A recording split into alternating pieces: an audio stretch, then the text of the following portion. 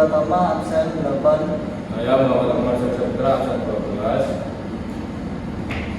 Langsung ke materi.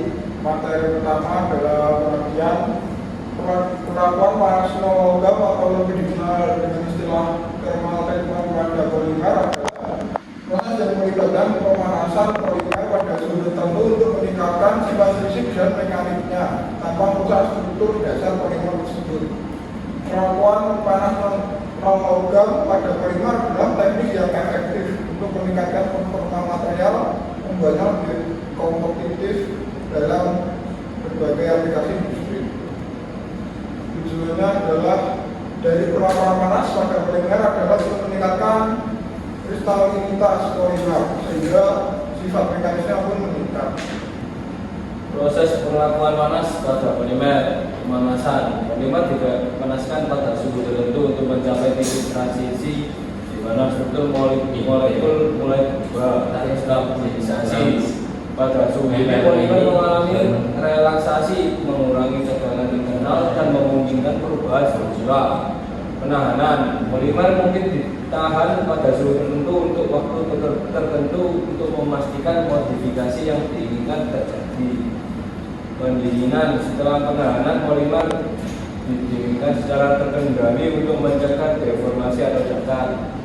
Karakterisasi sifat fisik dan mekanik polimer diuji untuk memastikan hasil perlakuan memenuhi spesifikasi yang diinginkan. Proses perlakuan panas pada polimer memiliki beberapa aplikasi, yaitu meningkatkan kekuatan material. Oven dapat meningkatkan kekuatan material polimer, memperpanjang umur plastik. Perlakuan panas pada plastik dapat memperpanjang umurnya, mengurangi tekanan internal. Perlakuan panas dapat mengurangi tekanan internal yang disebabkan oleh metode produksi. Memudahkan pembentukan dan pemotongan. Panas dapat melembutkan bahan-bahan sehingga dapat dibentuk atau dipotong dengan lebih mudah.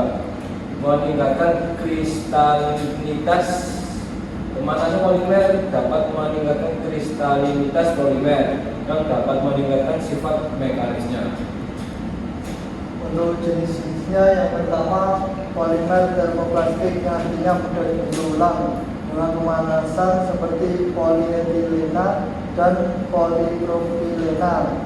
Yang kedua, polimer termoset yang artinya mengeras setelah pemanasan dan tidak bisa dibentuk ulang, contohnya epoksi dan resin fenolik. Yang ketiga, elastomer yang artinya memiliki sifat elastis dan bisa kembali dibentuk asal setelah direndahkan seperti karet sintetis. Yang keempat, polimer biodegradable yang artinya dapat terurai secara alami seperti polilapida. Yang kelima, polimer sintetis yang artinya dibuat melalui proses kimia, sedangkan polimer alami berasal dari sumber alam seperti selulosa dan protein.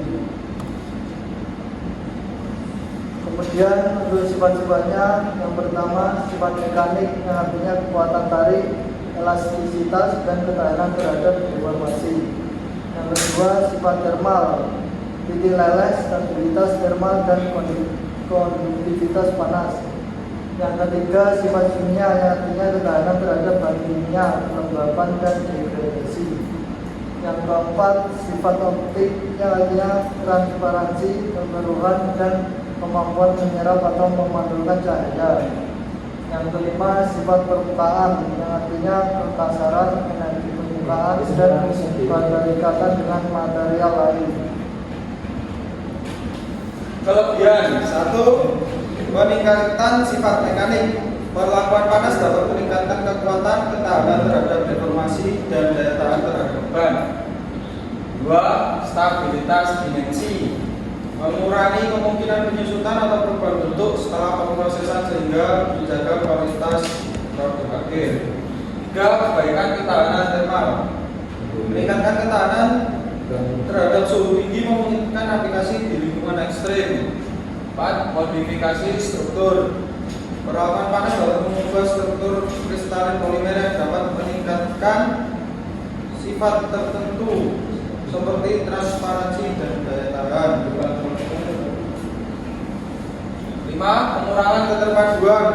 Dalam beberapa kasus, perlakuan panas dapat mengurangi kekakuan dan peningkatan fleksibilitas polimer.